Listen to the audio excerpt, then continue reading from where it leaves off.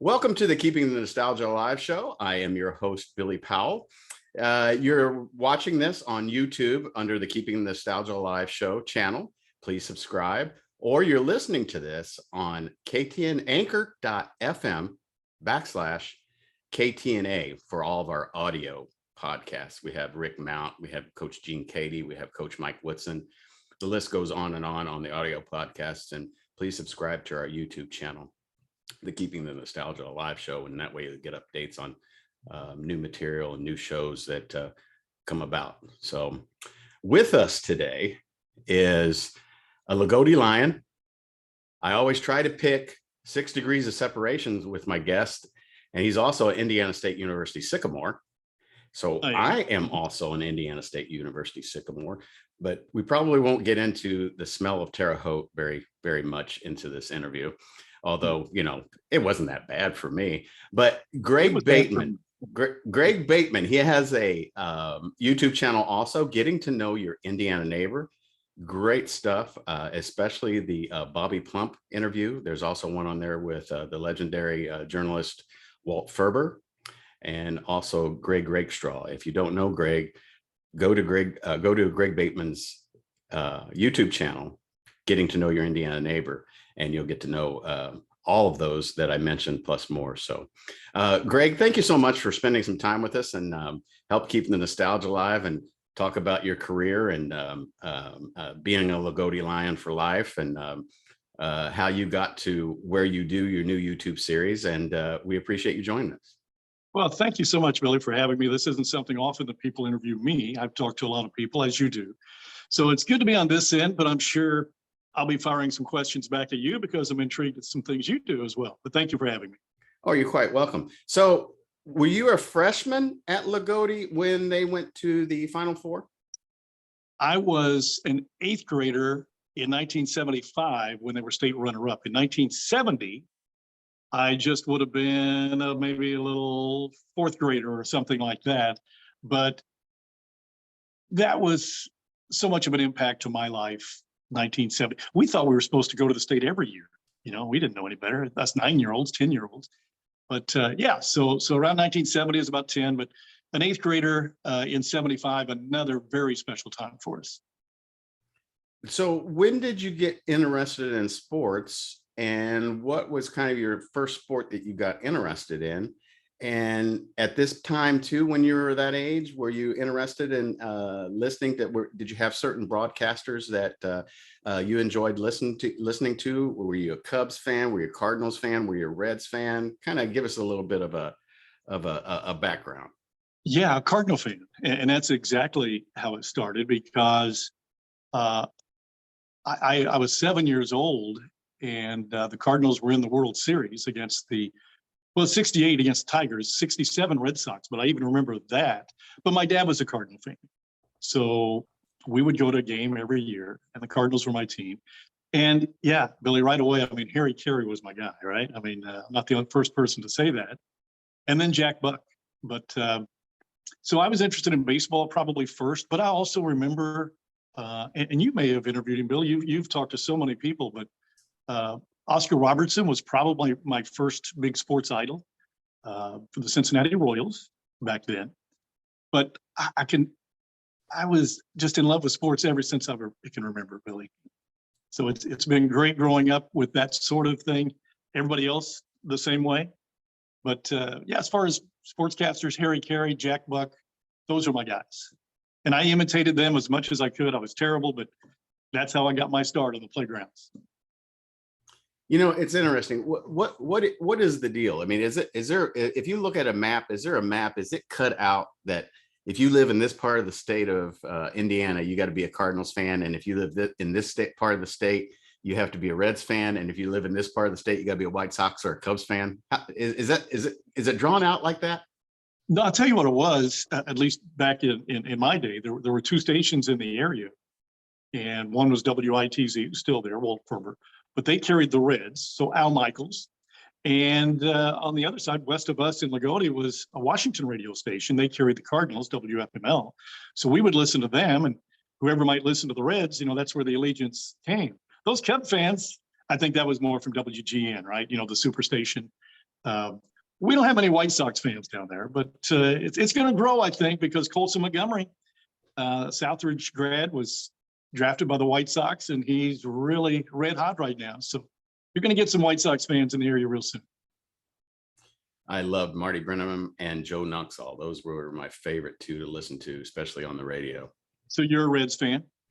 Yeah, I was born and raised in Indianapolis, so I went to the Indianapolis Indians minor league baseball games at Busch Stadium there on 16th Street in Indianapolis, and I got to see most of the Reds come up and play through the farm system, and then so that's a reason why I'm a Reds fan, is because and plus the Reds would come for exhibition games twice a year there at Busch Stadium, and I guess geographically, or I was just in the right spot at the right time with the minor league feeder system. So that's why I'm a Reds fan.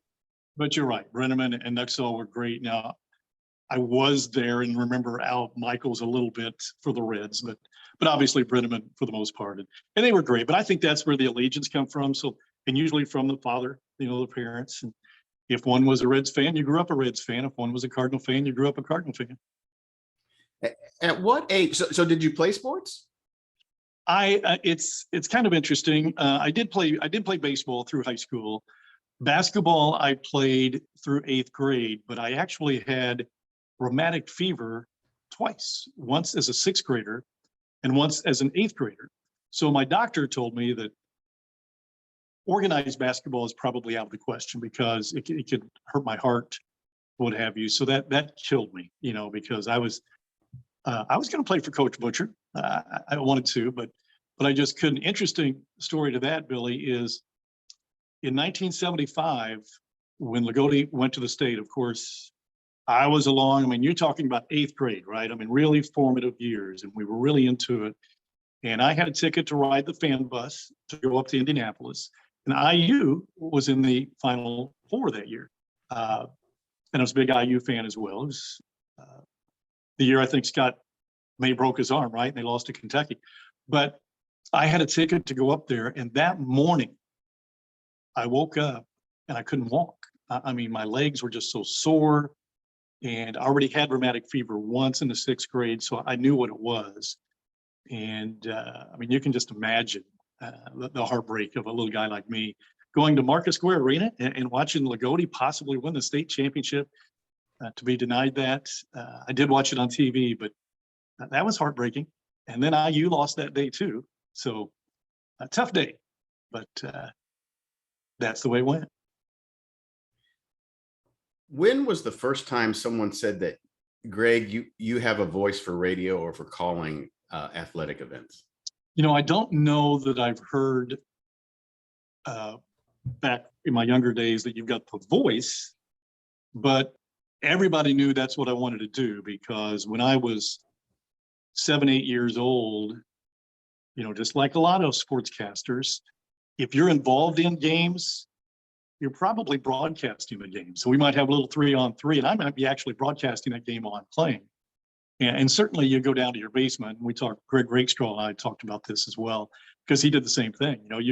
You've got a make-believe basketball court, and you're making up names, and you're playing, and you're broadcasting.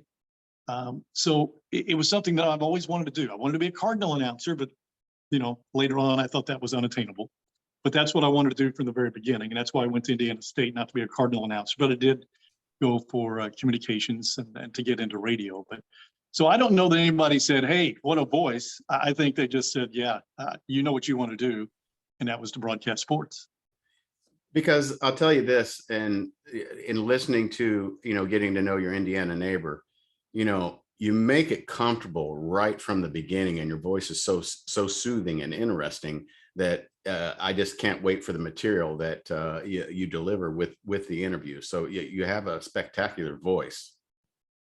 Well, thank you. But just like you do, especially when I talk to people who are my true Indiana neighbors, my neighbors, and we'll talk about that a little bit from the YouTube series. Yeah, I've done Bobby Plump, Greg Rakestraw, Bob Lovell is one you didn't miss, Walt Ferber. But it really starts with those who have made positive impacts in our community. That was the whole idea. I just talked to Mrs. Jack Butcher, Rita Butcher. So she's up on YouTube now, and she's 90 years old. So, you you have to make them feel comfortable. So it was in her basement, on her couch, just talking as a conversation. I know, Billy, I'm not telling you anything different, but when you can do that, whenever you have them forget about that camera being right there, and you're just asking them questions, and I don't consider it so much of an interview because a lot of times I will interject my memories and things like that. So then it becomes a conversation, and it becomes an easy thing to do and a fun thing to do. Yeah, But I appreciate the compliment though. Oh, no problem whatsoever. It's fantastic. And for those of you, getting to know your Indiana neighbor, we're with Greg Bateman. Please go to his YouTube channel. It's great stuff. You got to watch it. So why Indiana State University? Were there other possibilities that you could have gone, or you just wanted to go up the road to beautiful Terre Haute? That wasn't the reason. Larry Bird, to be honest about it. Of course, he's Springs Valley, just up the road from Loogootee. And when he went to Indiana State, we would go up to a game or two a year. Now, he had already graduated by the time I got out of there, of course, because I started in Indiana State in 1980. But he put Indiana State on the map. And a lot of my friends went up there at that time, so I went up there. Really wasn't even a question. I really don't even remember considering IU. I don't know why I didn't, maybe just too big, maybe too costly. I really don't recall. Although I do remember, now that you ask, is that Indiana State did have a good communications program there. I'm trying to think, what year were you there, Billy? I was there from 86 to 90. Okay. So I was trying to think, and I'm not going to be able to do it. He's in my head, but the main communications professor up there at the time. But John Buckles, do you remember John Buckles at all? Was he up there? Yes, he was. He wasn't the one I'm thinking of. This was an older gentleman. I'm sorry, I can't even think of his name, but you'd probably know him unless he left before that. But it was very enjoyable. I mean, I really enjoyed. I was going to do nothing but radio. I mean, that's all I was going to do. And I worked at a couple of stations up there while I went to school. So I enjoyed my time up there. The smell, yeah, I can't say you ever got used to it. In fact, when you go back and you get that smell, it's not like nostalgia. That's not the nostalgia you want to keep alive. But I enjoyed going back to Terre Haute occasionally. Did you stay on campus when you went to Indiana State? I did. I stayed at Jones Hall, and then off campus for a couple of years. I think on South. And I say this to you because if you're in Terre Haute, you know all the streets, and I think it was South 7th. Yeah. What's very interesting right now too is that people can look behind me, they can see the book by Jack Butcher, and they can look behind Greg Bateman there and see the book by Jack Butcher. Tell us the first time that you met Jack, or give us a story about Jack. What's Jack like? What has he brought to Loogootee? Well, I'll start by saying what Walt Ferber said in our broadcast is that there's only well, I don't know that he's interviewed Coach Knight, but he's had interactions with Coach Knight. And he said that there's only one coach that ever intimidated him, and it was Jack Butcher. And that was Jack Butcher. He was an intimidating figure. There's no question, on and off the court.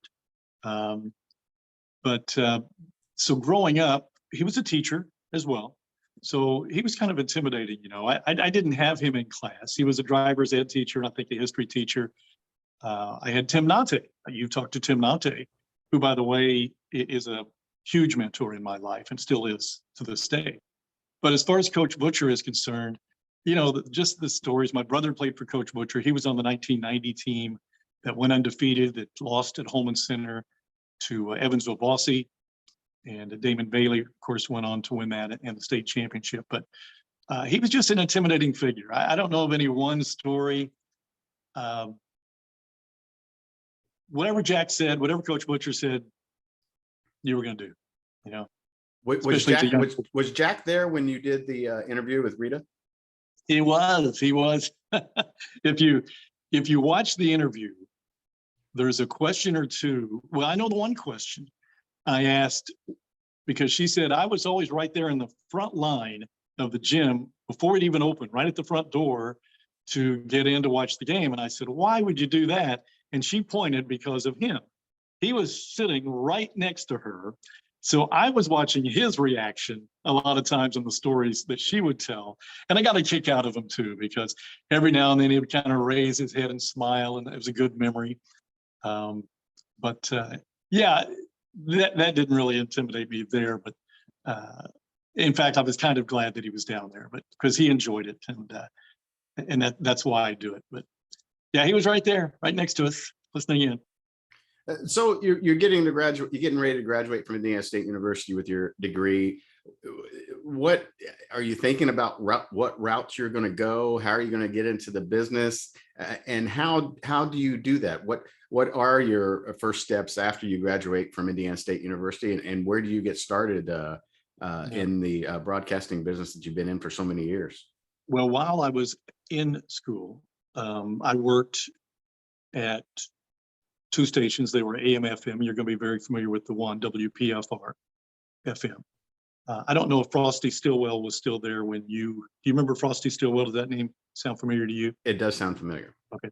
I worked with him. I did the sports, and he was the kind of the crazy DJ, right? And that was his career throughout. He made a great career across the country.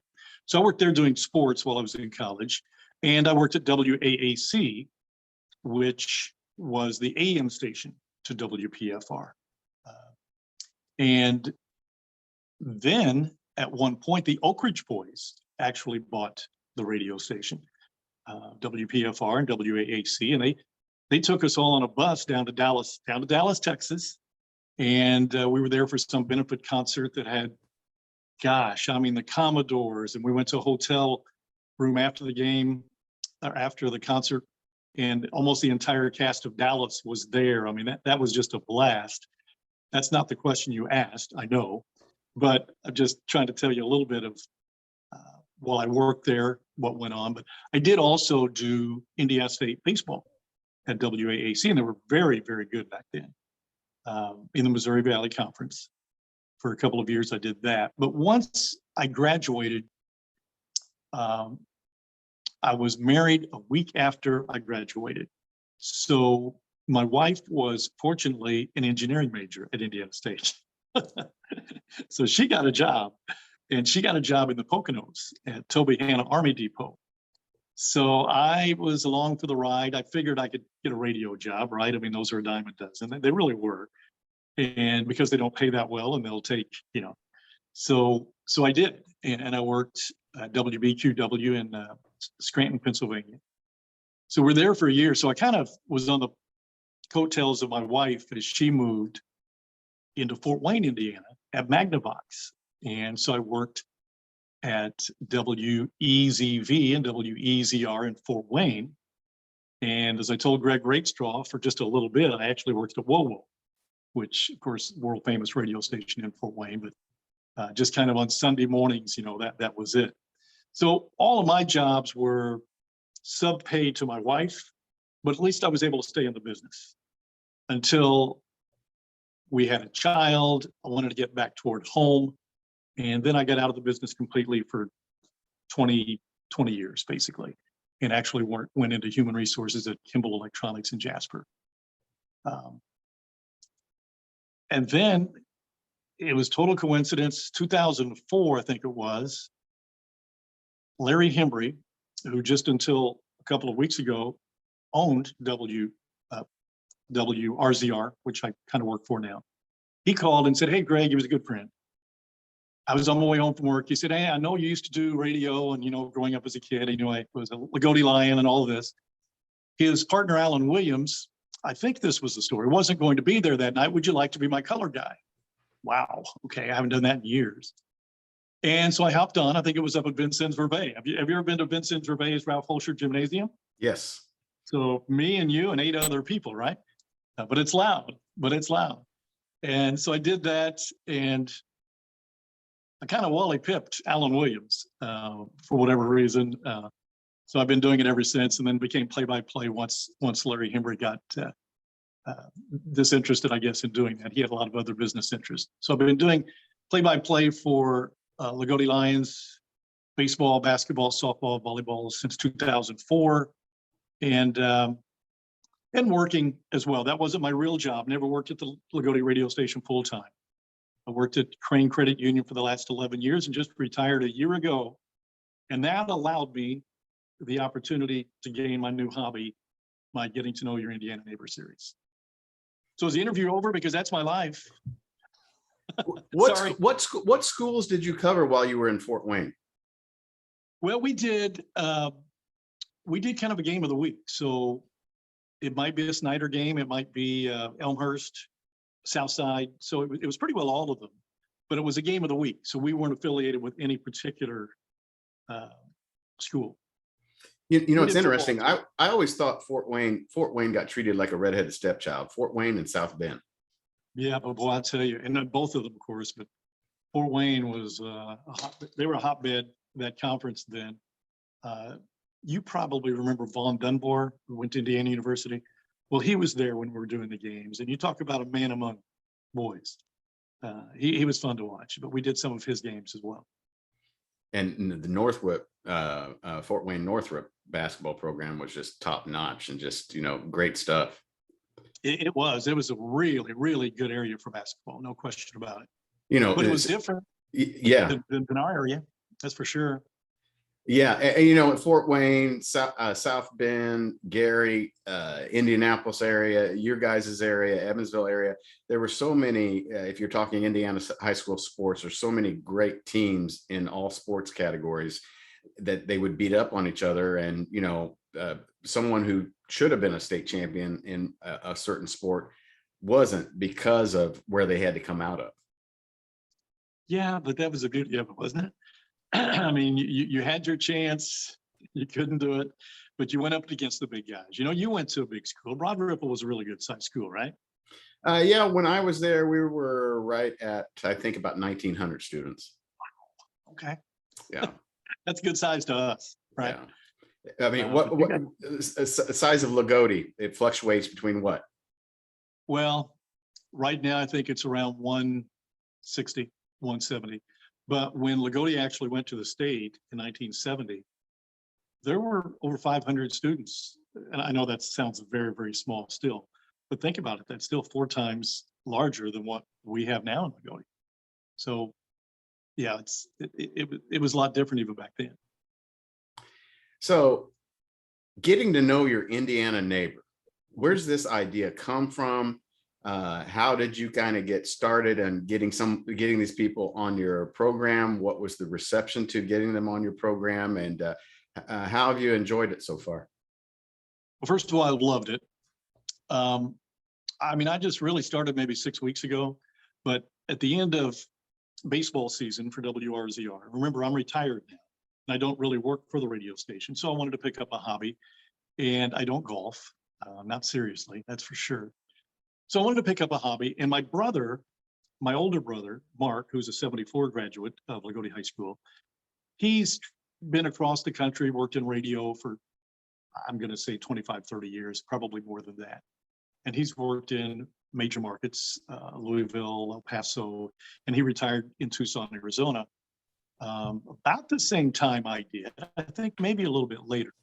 But he's always had that idea, is that he would love, because everybody has a story. That's what he's always told me. Everybody's got a story. And so he actually did about 3 or 4 episodes just calling Getting to Know Your Neighbor. So if you put on Getting to Know Your Neighbor on YouTube, you might get Mark Bateman interviewing some people that he knows who are very interesting people. But since then, he's sold a house, built a house, basically worked on the house the whole time. So even though he's done 3 or 4 episodes, I've already done maybe 12 or 13. So now it's my baby, but I call it Getting to Know Your Indiana Neighbor. And the reason that came about is a mutual friend of ours back growing up said, you Bateman brothers, you should, Greg, he said, Mark's got this, you should do something in Loogootee because there's a lot of people who'd be interested. And there's a lot of interesting people in Loogootee. And I said, you know what, Bernie Lannon was his name. I said, Bernie, I don't have the technology. I wouldn't know where to start. And you can appreciate this. The last time I actually edited, I was splicing tape, right, at Indiana State University. I'm guessing you did some of that back in the day. But so I didn't know anything about it. I didn't know the equipment. So I copied my brother Mark's equipment. I said, what do you have? I got that. And what editing software you have, Mark, I have no idea how to use it. I just copied what he did. It's the same open and close. And then I just added an intro myself to it saying, hey, here's what you're going to be seeing today. And really, you talk about those people that I did interview in the sports world, but the whole idea was around getting people who have stories, people who have had a positive impact on Martin County, on Loogootee, or whoever it may be. And my Facebook people, because I didn't even think about YouTube, Billy. It was just my Facebook page. I didn't know how to put it on YouTube. Come on. But regardless, so it was on my Facebook page, and you know, it takes like a week to upload to Facebook, right? So I think I accidentally put it on YouTube and thought, man, this is a lot quicker, and you get a lot more people watch it. But that's what it's really about, is to get people in the local community. As we talked, I just interviewed Coach Butcher's wife. The very first one I did was right here at this very library, the very background, with Don Bowling, who was a Sagamore of the Wabash. He's 94 years old. He was mayor of Loogootee, his first term when he was 80 years old. So just things like, and he's a treasure to Loogootee. The next one I did was of Bill Green with the Martin County Historical Society. He lives in a house that was built in 1832, and he's kept it up, and just the history of Martin County. So that's how I started to get people watching. They know these people. Everybody that I put out there, they know them in a small town. So there has been interest, and I really can't go anywhere, to be honest about it, without somebody talking about one of the shows, which of course I love. I mean, you love that too, right? If somebody says, hey, nobody will say this, but hey, I saw Greg Bateman last week, and you know, but so that's why I do it, for people's enjoyment. And I want to do it a hobby for me. That's all.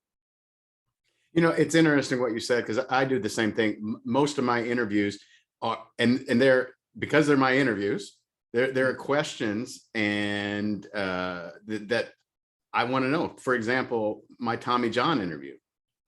I asked Tommy John, I said, look, in every picture, do you and Lou Piniella have the same size head? Because in every picture, your hat is either not on all the way. I mean, and I know this is a weird question, but did you have a weird size head? Could you not get a fitted cap to fit you properly? Because you and Lou always have this hat up and every day, and he got a kick out of that. Enjoyed it, because all of his baseball cards have this cap, his cap, which isn't fitting on there properly. So, and there are a lot of the questions that I do ask is answers that I want to know, or that I've always wanted to know, and that's how I get them answered.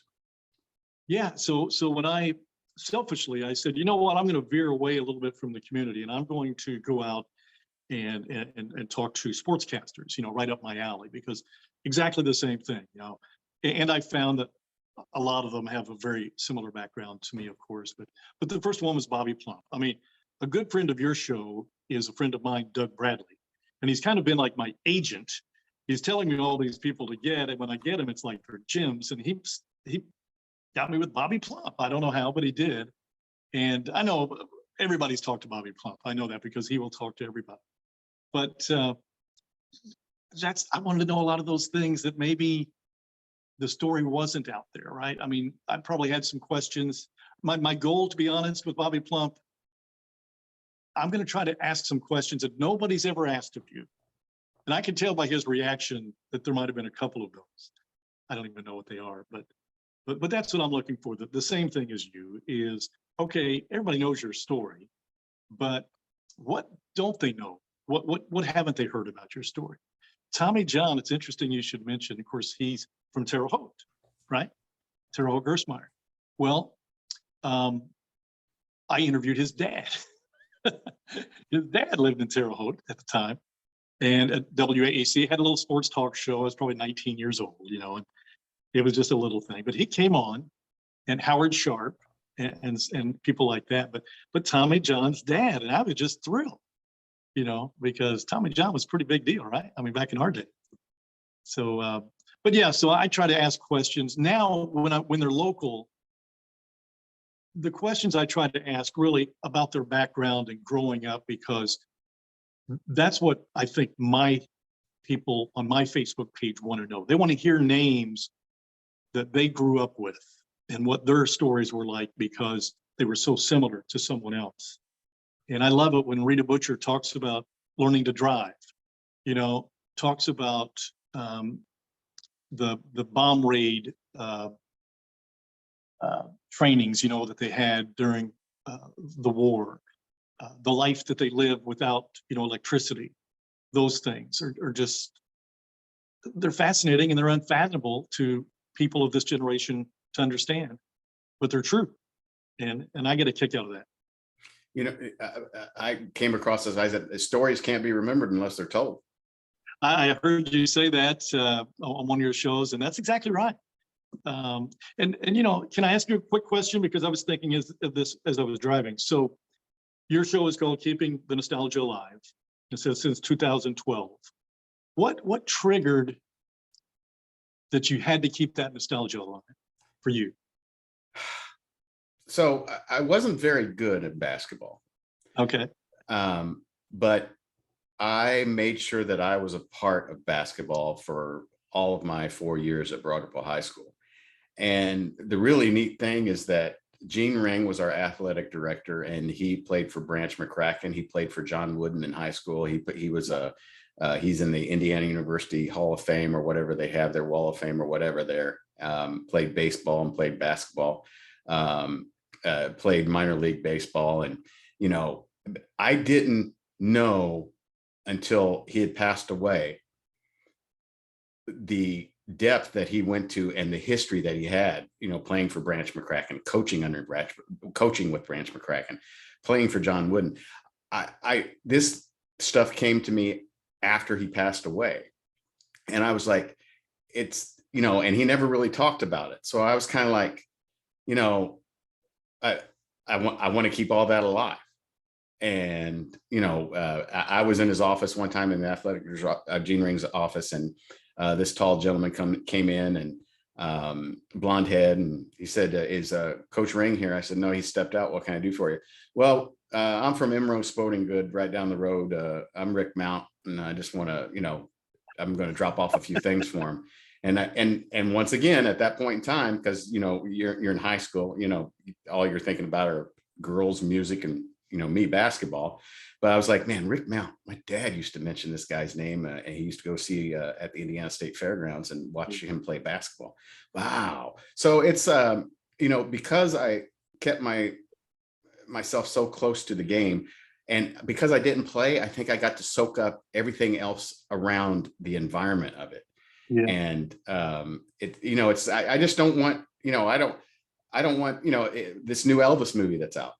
Elvis was really worried that people were going to forget him and forget his music.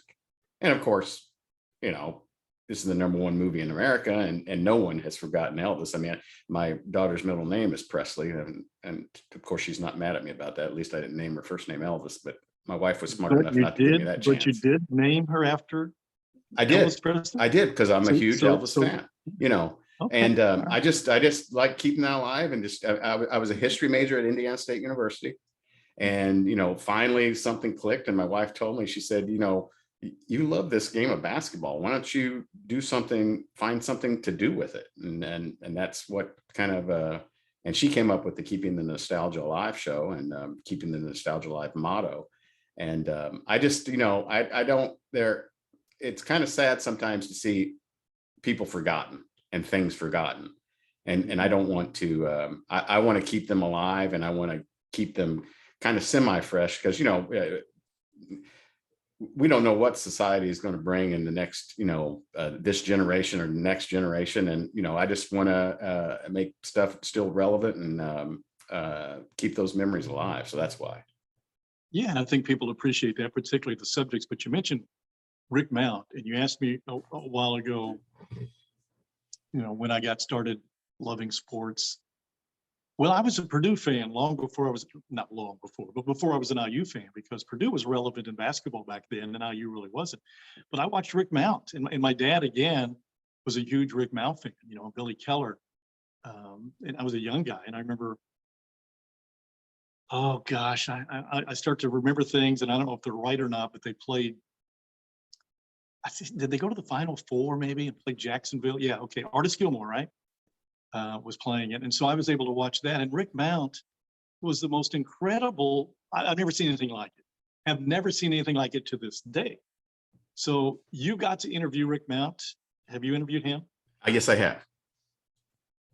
I mean, I know he's getting older now, but I still hear he can drain that jump shot with ease. Yeah. Yeah. Can you imagine if he had a 3-point line? No kidding. No kidding. He'd hold the record. He would hold the record. And what's interesting, and what the thing that really, my wife just shakes her head and kind of doesn't want me to wear something that says Purdue or Indiana University or something Indiana on it, because I've lived down here in Houston, Texas for the past 26 years. And it's a melting pot down here in Houston. And I will get somebody who will go Hoosiers, or I graduated in such and such, or I went to Purdue, or, a Boiler Up, or, just and once again, it's still keeping that nostalgia alive, even with the conversation of the people that I meet by just wearing a logo or the name of a school or state on your shirt. Now, but Rick Mount was very interesting, because when I graduated from Indiana State University, I started in retail management and with the Finish Line, which was a athletic shoe store, which actually started in Indianapolis. And all of a sudden, I'm there at Lafayette Square in Indianapolis, Indiana, and Rick Mount comes walking into the store. And because of my association, and because I got to meet him when I was in high school, we created a bond. Then we went right into it, and I sold the guy low top leather basketball shoes for the next 3 years while I was there. So, it's really neat to be able to do that. And Rick was a really good guy, and he can still drain it, just like you said. Yeah. But how do you follow the sport? I'm sure it's easy to follow IU. It's easy to follow Purdue, whoever you want for the college rank. But do you still follow high school basketball, particularly the Indianapolis area? It's hard to, man. It is really hard to nowadays because of the class basketball. And I'm not downing it, but the Indianapolis sectional is not at Hinkle Fieldhouse anymore. It's at Broad Ripple. My high school closed in 2017. So I'm still a basketball junkie, and I still follow it. Because you want to know where the kids are going to go to school, and you want to, watch them, through their college years and stuff like that. But it does get difficult in watching high school basketball from my Indianapolis area, at least nowadays. You were implying the difficulty that it's class basketball, and I'm like you. I love basketball right now. High school basketball in our area, it's pretty much a hotbed, great rivalries, but it's not the same. I understand that. But when you just told me that Broad Ripple High School closed in 2017, that's the first I've heard of it. Yeah. Now, if it were the one class system, I guarantee I'd be wondering what the heck's going on, and I'd be, and I'd know that. But Yeah. that's just the difference. You used to follow every single school because you might meet them in the state finals, right? Yeah. But yeah, now you're just following your area and just kind of going from there. And when you're winning, it's a blast. Yeah. And we happened to win a state championship the year you started your show. And I had a nephew as a starting guard, so I was able to call that game. So that was a thrill of a lifetime. But it's still, gosh, I mean, when I think back to 1970, 1975, and even 1990, when my brother was there, it's just incredible. It's just incredible. It's nostalgic, right? Exactly. And what a great job Coach Wagner did with those kids. Coach Wagner, I don't know if you know his story, but he was given a reprieve basically that year. He was ready. They were ready to let him go. And, we had won a sectional in such and such a time. And I'll be darned if we didn't win the state championship. Good for him. And he's my broadcast partner today, by the way. Yeah. I've had him on the show. Just a great human being. Well, now he'll wax nostalgia with you. I'll tell you that. Those were the days for him, for sure. And he was a great athlete. Yes. What is it, by the way, about some of the small towns in southern Indiana. It just seems like, you have a big town like Indianapolis, or like we were talking earlier about South Bend or Fort Wayne, but the smaller, especially southern Indiana towns, there's a passion, and it's so family oriented or so tight knit that, it I love it. I love the passion. And is that something that, it still goes on today? Is that Yeah, something yeah. that, is still committed, community driven? It's very much community driven, and it's not the same as years ago. Every game used to be packed to Jack Butcher Arena, which seats 4,700 people in a town of 2,500. Excuse me. But now the only games that are packed might be Loogootee and Bar Eve, Loogootee and North Davies. But when you think about those games, I mean, when you're at those games, that's what reminds you, and that's what you tell people, this is what it was like, in 1975, in 1980, 1990. This is what it was like. But when you think about Loogootee and Bar Eve in particular, the rivals, we're 7 miles apart. So there are people who have cousins. Well, you interviewed Josh Thompson. Josh Thompson's, how am I going to get this right? I guess his wife's, oh gosh, anyway, it'd be his wife's uncle. Yeah, his wife's uncle is Brian Canada, who is the all-time leading scorer from Loogootee. But you do have even split families. Some go to Loogootee, some go to Bar Eve. And now that you've got both teams having success over the past several years, Bar Eve, by the way, claiming most of it in the last decade, now there's that rival. And there's a hate, but there's also a love. You can't wait for that game. You can't wait to beat them. And you just can't wait to play it, because that's the game, especially for radio people like me. Is it going to live up to its hype? And in our area, it's always hyped so big. And 9 times out of 10, it does. Somehow it's just incredible. But it's like it was back in the day when you go to those games. And it may not be like that at most other games, but you've got to come to the Loogootee Bar Eve game, Billy. I know you live in Houston, but I think you'd enjoy it. I really do. It's very interesting. I saw a great photo, and it may have even been Bernie who posted it, but it showed the Jack Butcher Arena. That's what it's called, right? It's called Jack Butcher Arena. Okay. And they put a side view, put one right below it, of Cameron Indoor Stadium. Yep. And, besides the scale, Mm-hmm. I mean, both jam packed. It's just, it's something. And nowadays people have too many choices. When we were younger, we didn't have a lot of choices. So yeah, you went to the ball games every Friday or Saturday, or, but now with, cable television and the internet, and I love the newspaper. Man, I couldn't wait to get that newspaper off the front step and then read everything about every kind of sport that there was. Me, you knew probably everybody on a certain roster, the 1981 Reds or whatever. You knew their batting average. And I mentioned this to somebody the other day, and I'm a Cardinal fan. I'm not even sure I can tell you the entire Cardinal roster, especially today, because they've got so many call-ups. But isn't that the truth, though? You knew everybody. You knew the starting lineup for most teams, probably. At least I did. And yeah, today it's just so much different. But there's still not that much to do in Loogootee and Montgomery on a Friday night. It's still a social event. But even us, we have our broadcast, and we do the play-by-play for NFHS, so the National Federation High School Network. So even ours, but that started during the pandemic, and it was well served to a lot of people who couldn't get to the games. And what's amazing, Billy, is people who watch those games from all over the world and even listen. I had a guy the other day message me, and he has throughout the years, and he lives in Toronto, Canada, and he wanted me to go up to Jack Butcher Arena and take a picture of not the Loogootee Lion picture, but the St. John's Eagles. Now, have you ever heard of St. John's High School? All right. Well, Junior G was their last coach.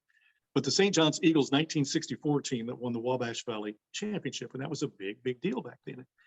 And take a picture so that he could post it on Facebook to the coach, Burke Scott, and his family, Coach Scott is ailing and older, and it just meant so much to them.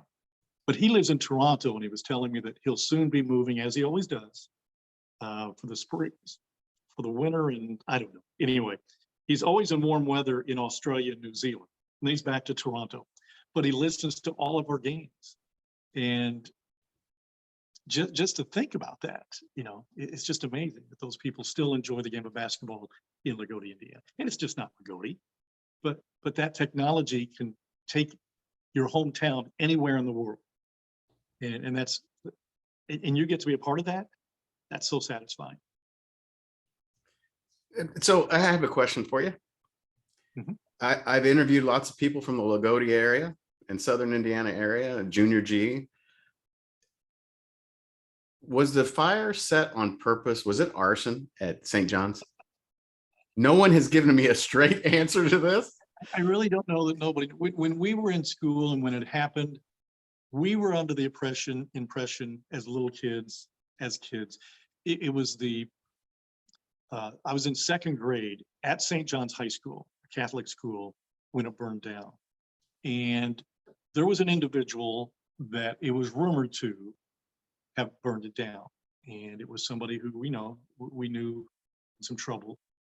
But nobody ever verified that it was arson.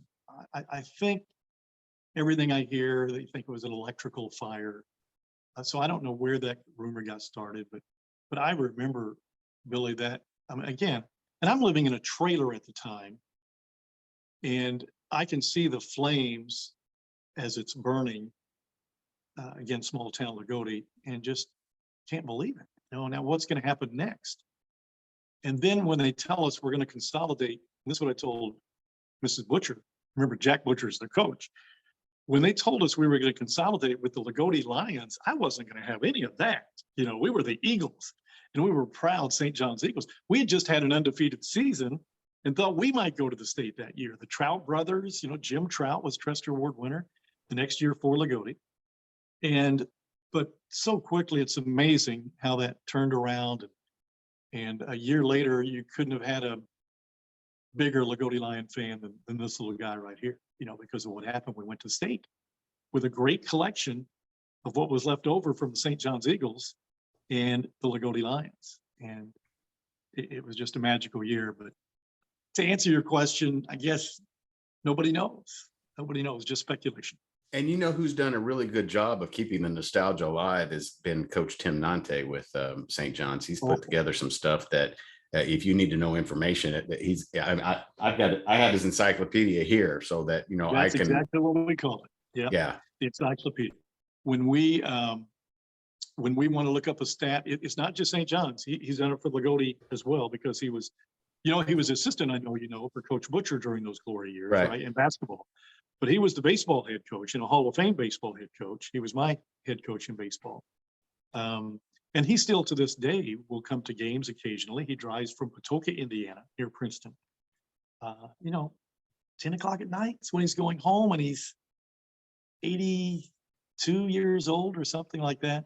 And he'll sit and talk to you for hours. I'm sure he would have talked to you all night if you let him. Oh, we had to do a 2-part series on that one. Oh my gosh. But I love Coach Nante. He was one of those people who, when I was in 6th grade, had rheumatic fever. So I had to kind of have school from home. And he would come down and he would bring a baseball bat from the baseball team. Remember, I'm in 6th grade, so that's big stuff for me. He would bring down a TV with a stand, and I don't know how they did it back then. I guess maybe, I don't know if it was a projector or whatever they did. No, it was just on film. And he would highlights of the pep sessions and things at Loogootee High School that I couldn't see because I was at home sick, and of the ball games. And that's never left my mind. I've forever been grateful to him. And as a coach, he just wanted to make you a better player and a better person. And I'm grateful for that. And 6 degrees of separation. I roomed with his son at Indiana State University. And, once again, it's kind of like with the Gene Ring thing, is that, I didn't know a lot about Terry until we started talking to that and started talking about Patoka Lake and catching fish on Patoka Lake. And, you roomed with him? yeah, my senior year. And, it wasn't, you know, I'm glad I got into what I've gotten into because I really enjoy spreading it, sharing it, and like I said, keeping the nostalgia alive.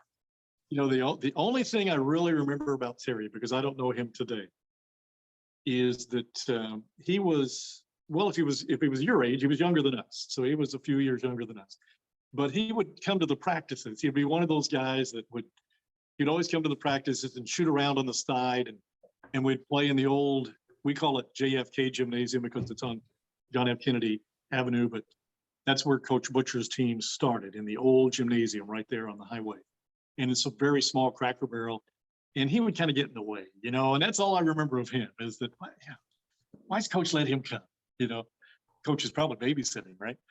But that's the only thing I remember about him, although I know he's a great guy and I know he's done great things. So getting to know your Indiana neighbor. So is season 1 in the books? You're going to get a season 2? How are you going about getting your guest? Who are you looking forward to being on your show? Or have you found it, too time consuming? Are you anxious to start a second season? Well, I don't call them seasons. In fact, I just cranked out 3 in a row real quick, like next day, each one of them. And that was the sports characters, the Walt Ferbers and the Bob Lovels and such. But for me, it is very time consuming, not the interviews themselves, but being a novice editor. And I love to put in pictures and even videos if I can, that's relevant to what they're speaking of, because really, people right now are just watching you and me. I hope you're putting on some interesting things, Billy. I'm sure you are. But that's kind of the way I look at it. If you can break it up a little bit. So I try to do that, but that takes up a lot of time because I'm still learning on the fly. And then to upload it, you know how much time that can take. Yeah. But I really enjoy it because it seems like each one I do, I go away feeling, wow, that might even be better than the last one that I did. Exactly. And so I don't know what it's going to be like when the broadcast season starts again, because it'll be getting busy. But, and I don't want to do a lot of sports people, I want to do people who are important in the community. And I've got several lined up. But what's funny is a few of the people that I think everybody knows, everybody loves in my community, they would love to hear their story. If just about growing up and what do they do, why they're a positive impact. They're scared to death of the camera. They're scared to death of being interviewed. They don't want to talk about themselves. And that's a little disheartening, but they'll come around. They'll come around. But that's what I look for, is those people, first of all, that I know. Once it gets to be somebody that I don't know that has a story, it's going to be a little harder for me. And those will come because now I've got to do a little research on their background. But I will tell you this, there's a guy, and I'll tell the people right now who it is. It's Steve Cooper. And he's got a book out called Love Always. And again, friend of the show, Doug Bradley, set me up. Steve's probably going to watch this, so I'm going to tell some things here. But he's from Shoals, Indiana, graduated from Loogootee after 1 year. But he was, he kind of a regular guy back in Martin County, thought he was going to stay home and that was going to be his life. And long story short, today, and he has for years, he dribbles a basketball across the country for different fundraisers, for different charities. He runs a marathon like every other week. It might be in Maui. It might be in Africa, which he does, what do they call them? Whatever, but 50 miles. So I'm reading 11 pages of his book and saying, oh my gosh, this is the most incredible guy, if this story is true, that I've ever heard in my life. So I call him the next day and tell him exactly that. And he's watched some of our episodes. And I didn't even know he knew me, but he does because he's a basketball fan. And said, oh, I don't belong, with those people. I said, you do. Your story is a story. It's like a Forrest Gump on steroids. And he works with Tesla. He works with SpaceX. So he's based in LA.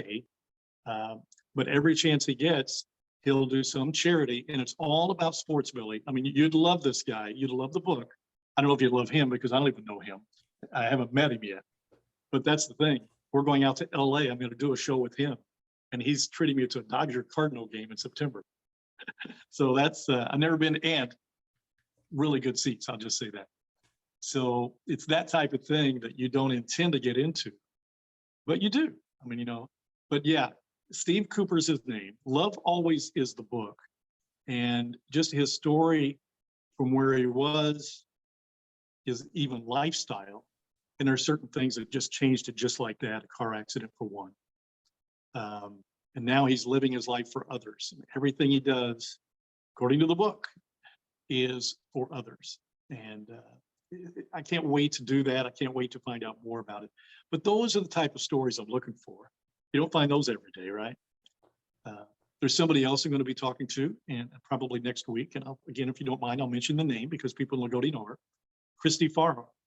And I only know her through athletics a little bit, but she's a foster parent of, I'm not even going to give the amount because I don't know. It's an incredible amount. And she goes over to Africa on different missions and tries to do things, obviously, that are positive in Africa. And she's just got this incredible story that has to be told that I'm not sure enough people know. So those are the things I'm looking for.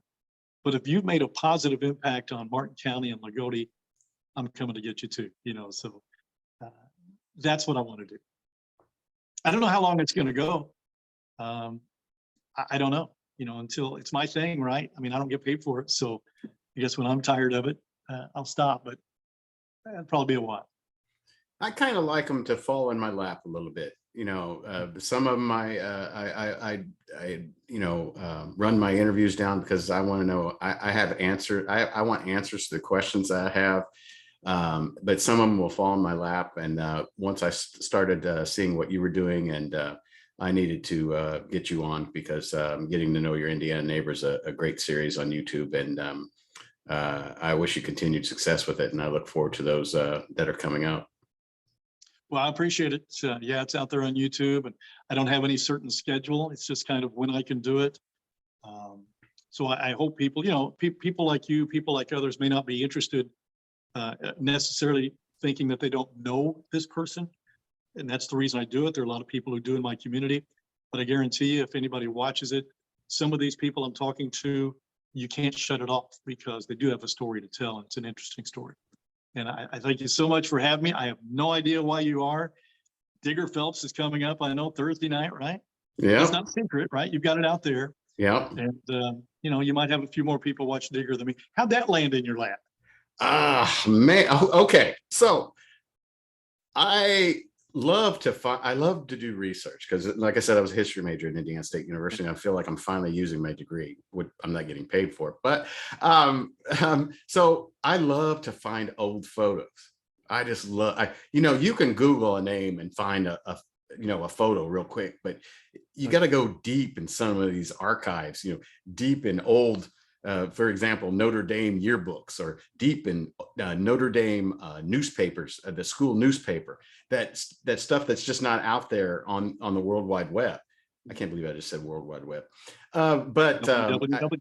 Yeah, so I found a couple photos, and I just, I'm big on Facebook. I didn't mean to say I'm huge on Facebook, but I'm big on Facebook.